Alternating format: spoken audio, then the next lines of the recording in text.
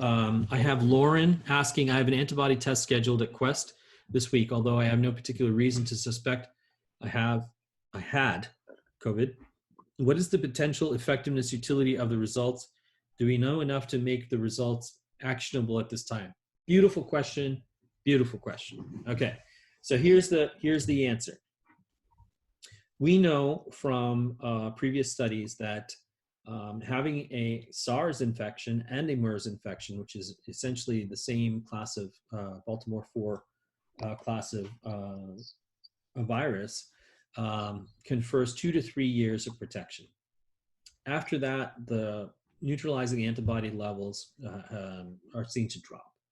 Now, that's very different than getting your measles, mumps, and rubella or poliovax in youth, and then you have kind of this long sustained protection throughout your life.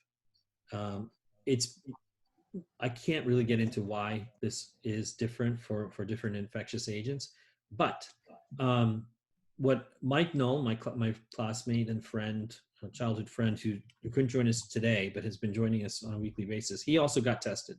Last week he tested, and because he had suspicion, he had almost a 2-week-long cough and malaise and whatever, and in February. So he got tested this week, and it came back negative. Okay, so he lives in a ski town. He thought he may have come across clients that came from outside. He lives in Utah, and they came in, maybe they mixed and mingled, and he got sick. And travelers very early, pre-SARS testing, pre-SARS awareness, he got it, and he thought he recovered, but he's negative. Now, you tested. You're going to get tested and want to know what is the effectiveness. The effectiveness is for the next 2 years, if you are positive, which doesn't seem that you have a reason to suspect that you had it or should be positive. But if you were, like Mike, if you had that reason and he came back positive, it's a relative amount of protection.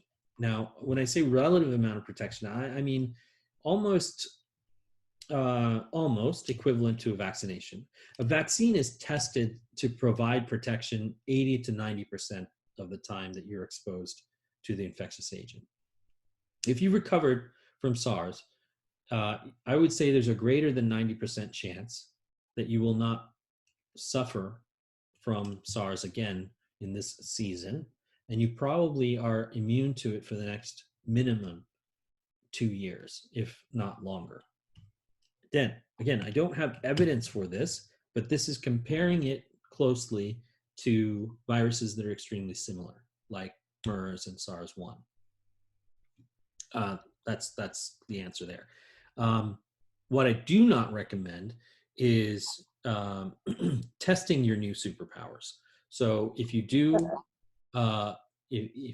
test positive, don't go licking hospital doorknobs and going, hurrah. Okay, so, right? Okay.